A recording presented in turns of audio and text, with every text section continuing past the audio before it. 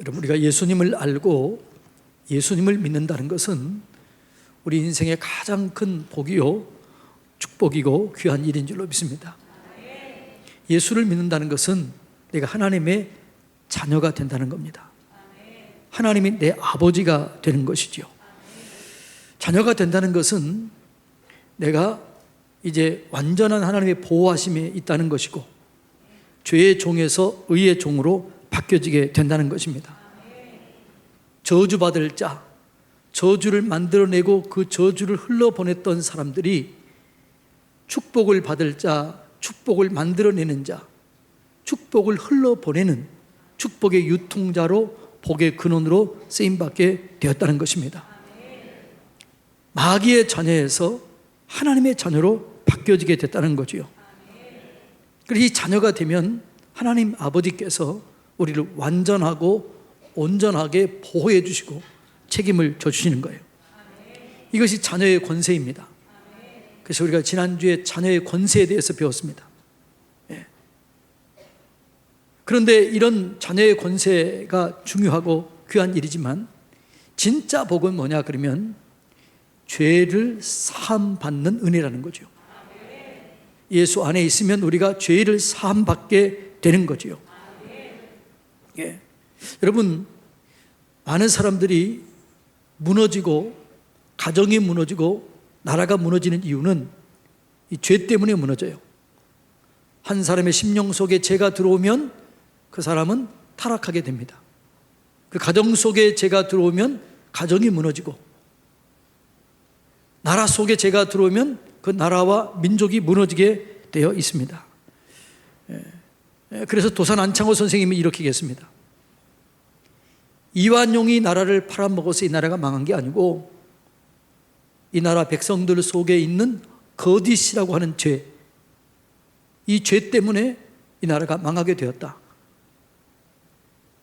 우리가 이 죄를 거부하고 죄를 이겨낼 때 이 나라는 회복될 것이다 라고 말했습니다. 여러분, 인생의 근본적인 문제는 죄 때문에 오는 것입니다. 그러니까 이 죄 문제가 해결되면 인생의 문제가 해결되는 거죠. 지금 코로나19로 온 세계가 어려움 속에 있습니다. 온 땅에 두려움과 절망과 죽음이 이렇게 가득하고 있는 거죠. 이 땅을 고칠 분은 하나님밖에 없습니다. 근데 하나님께서는 이 땅을 고칠 수 있는 방법을 우리에게 가르쳐 줬는데 그게 뭐냐? 역대기 하 7장 14절 말씀입니다. 다 같이 읽어볼까요? 시작.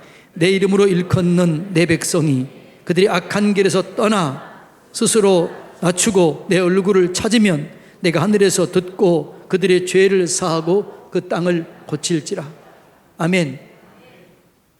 그러니까 이 땅이 회복되고 질병의 문제가 해결되고 코로나를 종식시킬 수 있는 방법은 뭐냐?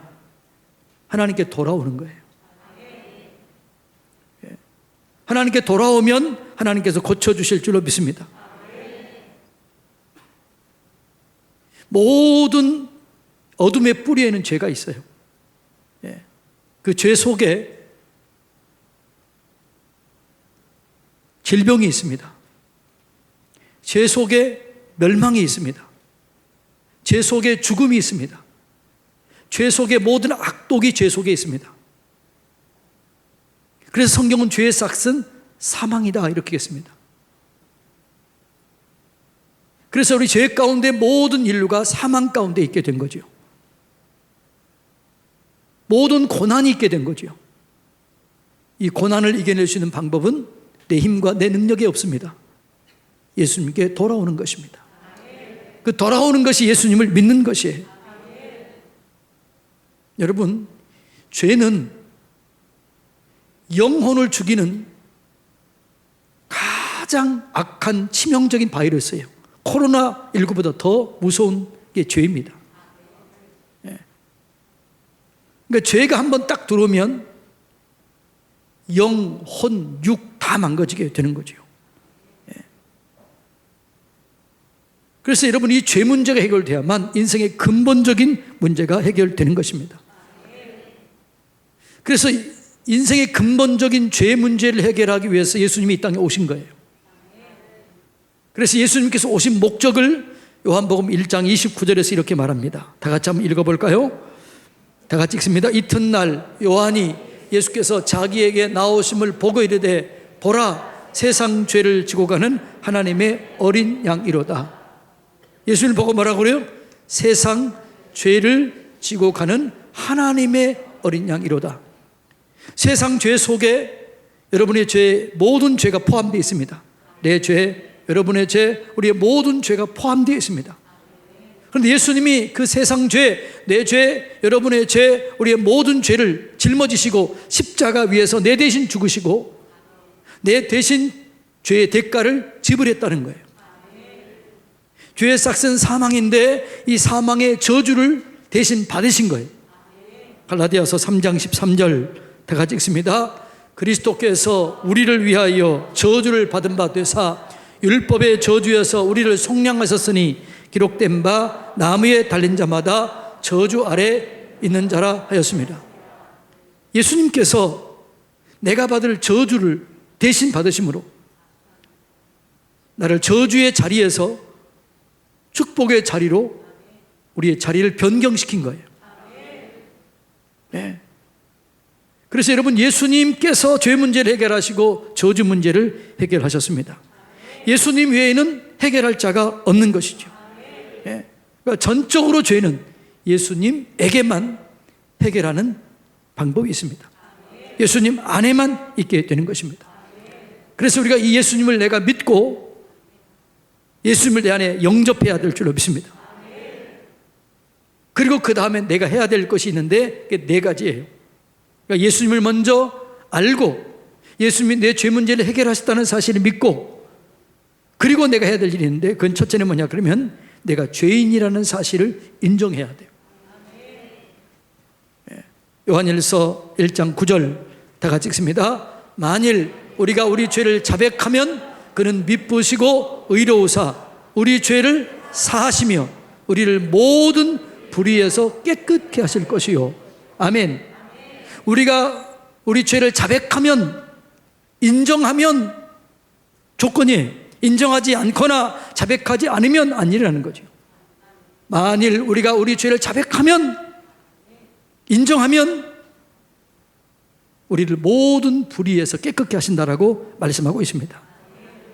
여러분, 때로는 우리 자녀들이 잘못할 때가 있습니다. 그러면 회초리를 들 때가 있죠. 회초리를 들다가 자녀들에게 이 한마디가 딱 나오면 끝나는 거예요. 그 한마디가 뭘까요? 잘못했어요. 아빠 잘못했어요. 엄마 잘못했어요. 그러면 끝이 납니다. 근데 어떤 애는 계속 잘못했다는 얘기를 안 해. 그러면 어떻게 해요? 부모가 회초리를 듭니다. 그리고 안 맞을 수 있는 방법을 가르쳐줘요. 야, 이놈아, 제발 잘못했다고 얘기해라. 잘못했다고 얘기해라. 그렇게 하면서 회초리를 드는 거지요. 그러다가 잘못했다고 그러면 어떻게 해요? 그것을 끝입니다. 하나님 아버지께서 똑같습니다. 우리가 내 죄를 자백하고 인정하고 시인하면 하나님께서 얘기해요. 내가 내 죄 문제를 해결했다. 내가 너를 위해서 대신 십자가에서 내 대신 죽었다. 내가 받을 저주 문제를 해결했다. 이렇게 얘기하는 거지요. 그래서 먼저 우리가 해야 될 일은 내 죄를 시인하고 인정하고 자백하는 거예요. 두 번째로는 죄를 자백했으면 또다시 죄를 지은 게 아니라 그 죄에 대해서 애통해하고 그 죄를 버려야 될 줄로 믿습니다. 잠언 28장 13절 다 같이 읽습니다. 자기 죄를 숨기는 자는 형통하지 못하나 죄를 자복하고 버리는 자는 불쌍히 여김을 받으리라. 우리가 회개한다라는 얘기는 뭐냐 그러면 그냥 내 죄를 인정하는 것을 넘어서 방향을 전환한다는 거죠. 회개한다는 얘기는 그 죄를 버리고 그 죄에서 떠나는 것을 얘기합니다. 그래서 여러분, 우리가 죄를 자백하고 인정했으면 회개해야 될 줄 믿습니다. 그 자리를 떠나야 되는 거지요. 버려야 되는 거지요. 그럴 때 여러분, 하나님의 은혜를 우리가 깊이 경험할 수가 있게 되는 것이죠. 이것을 그래서 회개에 합당한 열매다 이렇게 얘기합니다. 회개에 합당한 열매는 뭐라고요? 죄를 떠나는 겁니다. 그 죄를 버리키는 겁니다. 돌이키는 겁니다. 예. 그리고 진정한 자백은, 진정한 회개는 이 돌이키는 데서 시작되는 겁니다. 죄를 버리게 될 때 성령이 임하게 돼요.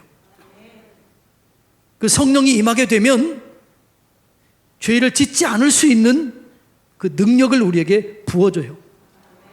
성령이 임하게 되면 죄를 짓는 게 쉬울까요? 안 짓는 게 쉬울까요? 반대로 얘기하면 성령이 내 안에 계시면, 성령 안에 붙들려 사는 사람은 죄 짓는 게 어려울까요? 쉬울까요? 어려워요. 그러니까 죄를 회개하고 죄를 버리면 성령이 임해요. 그래서 죄를 짓지 않을 수 있는 능력이 생겨요. 그래서 하루를 죄 짓지 않고, 일주일을 죄 짓지 않고, 한 달을 죄 짓지 않고, 1년을 죄 짓지 않고, 그리고 살 수 있게 되는 능력이 부어지게 되는 거죠. 그것은 죄를 인정하는 겁니다. 애통하고 떠납니다. 떠나면 성령이 임하게 될 줄로 믿습니다. 그래서 죄를 이기는 거죠. 세 번째로 우리가 죄를 이길 수 있기 위해서 우리가 해야 될 일은 뭐냐 그러면 죄를 대적하는 거죠. 모든 죄를 짓게 하는 그 속에는 사단이 역사해요. 그래서 사단을 대적해야, 사단의 유혹을 대적해야 죄를 이길 수 있는 거죠. 사단을 어떻게 대적하느냐? 야고보서 4장 7절 다 같이 읽습니다. 그런즉 너희는 하나님께 복종할지어다 마귀를 대적하라. 그리하면 너희를 피하리라. 하나님께 순종하고 마귀를 대적하면 마귀가 떠나가게 되어 있는 거지요. 여러분, 마귀는 우리를 너무 잘 알아요. 우리 약점을 너무 잘 알아. 그래서 그 약점을 파고들어서 계속해서 반복해서 죄를 짓게 합니다. 여러분이 짓는 죄는 어때요? 반복적인 거예요. 그 죄를 반복해서 짓는 거예요. 그럴 때 이것을 역이용해야 돼요. 따라서 해볼까요? 역이용하자. 여러분이 죄 가운데 매일 빠졌다는 것은 그게 약점이라는 거예요. 그게 사단에게 주는 통로라는 거죠. 근데 그것을 역이용해야 될 줄로 믿습니다. 대적하는 거죠. 내 속에 있는 혈기 예수 이름으로 떠나갈지어다. 분노 예수 이름으로 떠나갈지어다. 거짓 예수 이름으로 떠나갈지어다. 음란 예수 이름으로 떠나갈지어다. 내 약점을 알았으면 그것을 예수 이름으로 몰아내야 될 줄로 믿습니다. 그러면 죄 지으려고 하는 마음이 사라지게 되는 거죠. 마귀를 대적하는 게 바로 이런 거죠. 그 다음에 마귀는 우리에게 죄의식을 심어놓습니다. 여러분, 우리가 죄를 회개했음에도 불구하고, 자백했음에도 불구하고 죄의식이 남아있는 사람이 있어요.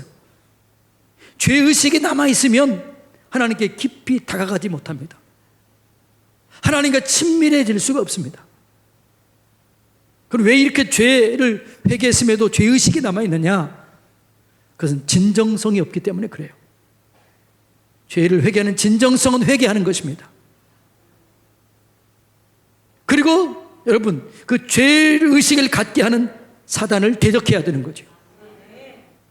죄 문제 해결은 하나님 편에서 생각해야 돼요. 여러분이 예수를 믿었어요. 집사의 직분을 받고, 권사의 직분을 받고, 장로의 직분을 받았어요. 심지어 목사의 직분을 받았어요. 그래도 죄를 짓나요? 안 짓나요? 죄를 지어요. 나는 그런 존재예요. 그러면 그런 나를 보면 무너지게 되는 거죠. 죄 문제 해결은 하나님 편에서 봐야 돼요. 하나님이 내 죄 문제를 어떻게 처리했느냐, 예수가 죄 문제를 어떻게 처리했느냐, 이걸 바라봐야, 이걸 알아야 죄의식을 갖게 되지 않게 되는 거죠. 자, 우리가 어떻게 하나님을 바라보느냐. 자, 히브리서 10장 12절 다 같이 읽습니다. 시작. 오직 그리스도는 죄를 위하여 영원한 제사를 드리시고 하나님 우편에 앉으셨다. 예수님께서 우리 죄를 위해서 영원한 제사를 단번에 드리시고 죄 문제를 해결한 거예요.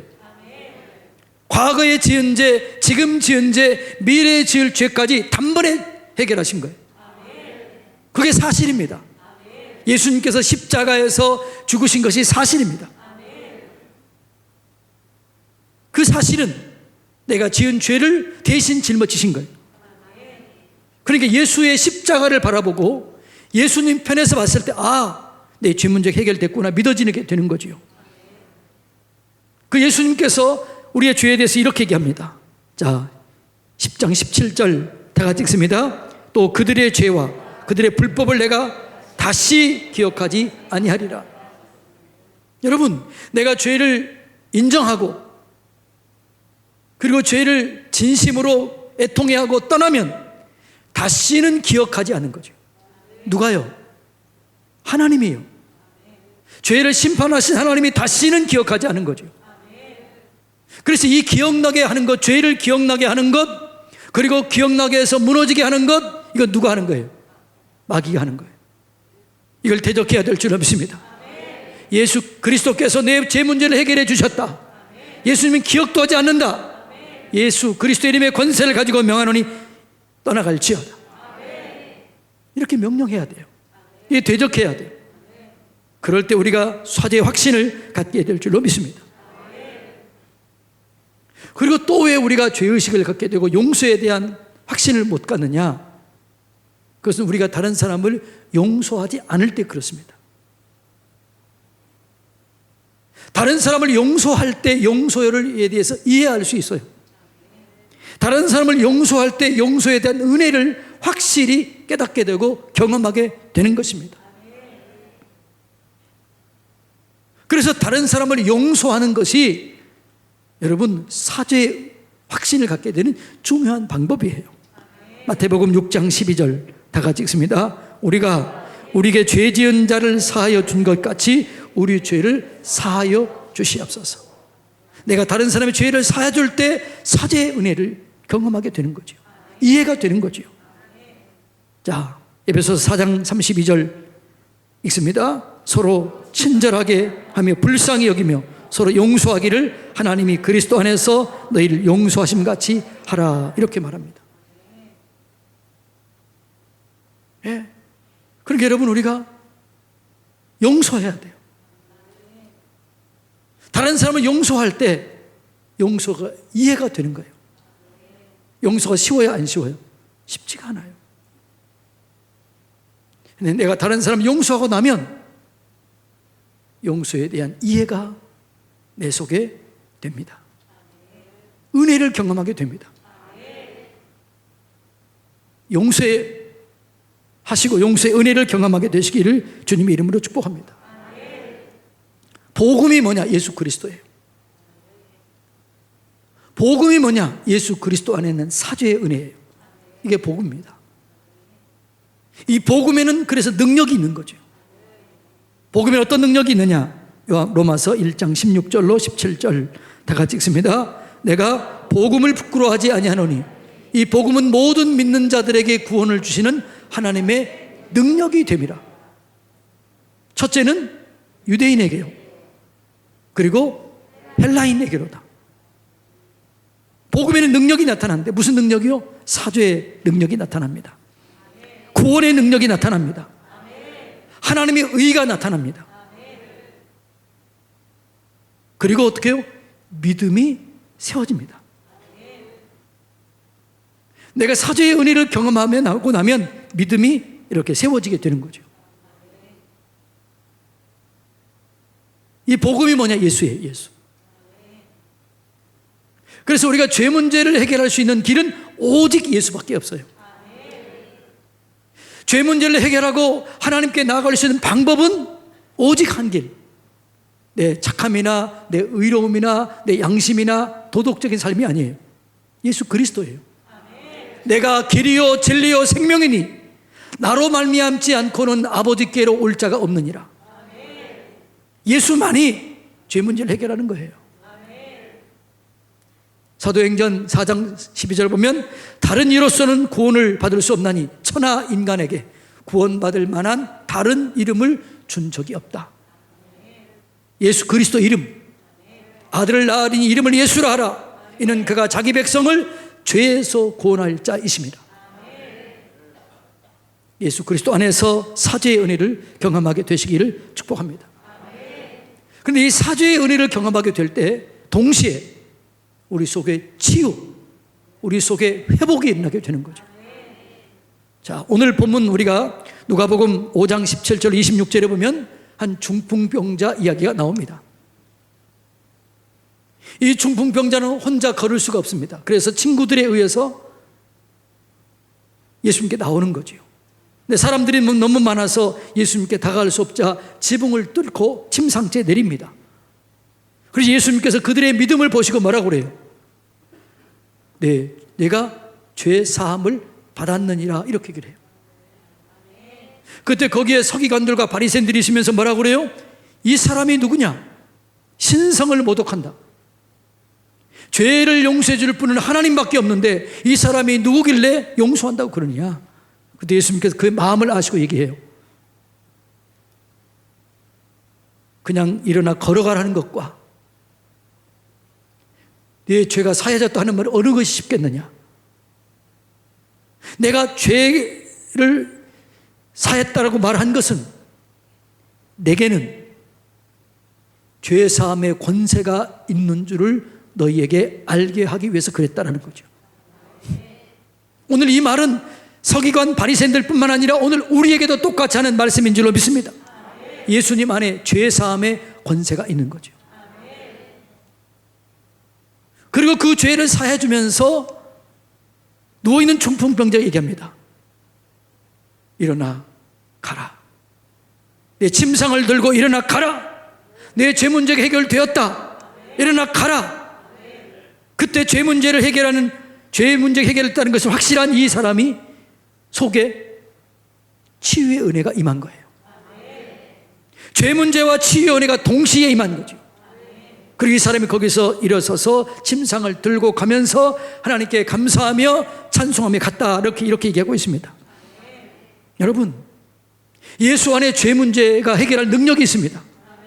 근데 죄 문제 해결에는 여러분 동시에 치유의 능력이 동시에 일어나게 되는 것입니다. 예수님이 이 땅에 오신 것은 의인을 부르러 온 것이 아니고 죄인을 부르러 왔습니다. 예수님이 이 땅에 오신 목적은 건강한 자를 위해서 오는 것이 아니고 병든 자, 약한 자, 가난한 자, 눌린 자, 이런 사람을 회복시키기 위해서 오신 줄로 믿습니다. 그래서 여러분, 우리가 예수 믿고 죄사함을 받고 그리고 죄사함과 동시에 치유, 회복, 이 은혜를 누려야 될 줄로 믿습니다. 예수 피로 죄사함 받고 예수 피로 치료함을 받습니다. 할렐루야. 따라서 해볼까? 예수 피로 죄사함 받고 예수 피로 치료가 된다. 여러분, 예수님께서 십자가에서 피를 흘리시고 여러분의 죄 문제를 해결하신 걸 믿습니까? 그렇다면 똑같이 예수의 피로 내 질병이 치료되었다는 사실도 믿으시기를 바랍니다. 주께서 채찍에 맞음으로 너희가 나음을 얻었다라고 말합니다. 이것이 사실입니다. 예. 예수님께서 뭐라고 그랬어요? 다 이루었다. 테텔레스타이, 다 지불했다라는 거죠. 하나님의 은혜는 이미 과거에 완성되었습니다. 과거에 지불되었습니다. 오늘은 내가 믿음으로 취하면 되는 거죠. 믿음으로 취한다는 게 뭘까요? 선포하는 겁니다. 예수 피로 내 죄 사함을 받았다. 예수 피로 내 질병이 치료됐다. 내 문제가 해결됐다. 저주가 끝이 났다. 선포하는 거지요. 고백하는 거지요. 그러니까 구원은 어느 때 이루어지느냐? 마음으로 믿어서만은 안 돼요. 마음으로 믿은 것을 입으로 고백해야 돼요. 너희가 마음으로 믿어 의에 이르고 입으로 시인하여 구원에 이르느니라. 내가 마음에 예수 그리스도의 십자가의 구속의 은혜를 믿어야 돼요. 그것만 가지고는 온전한 구원이 안 이루어지는 거죠. 그것을 고백하고 선포해야 될 줄로 믿습니다. 내 죄 문제가 예수 그리스도의 십자가 안에서 해결되었다. 내 저주 문제도 예수님으로 해결되었다. 내 질병은 치료되었다. 나는 더 이상 이 증상을 믿지 않을 것이다. 나는 상황과 환경을 나는 더 이상 바라보지 않을 것이다. 예수의 십자가 은혜, 예수의 십자가 사건, 이미 완료된 은혜를 내가 오늘 믿음으로 취한다. 이게 여러분 믿음이에요. 은혜는 과거형이에요. 은혜는 과거 완료예요. 믿음은 그래서 항상 현재형이에요. 하나님을 믿으라. 믿음으로 기도하라. 지금 받은 줄로 믿으라. 현재형이에요. 현재 취하시기를 주님의 이름으로 축복합니다.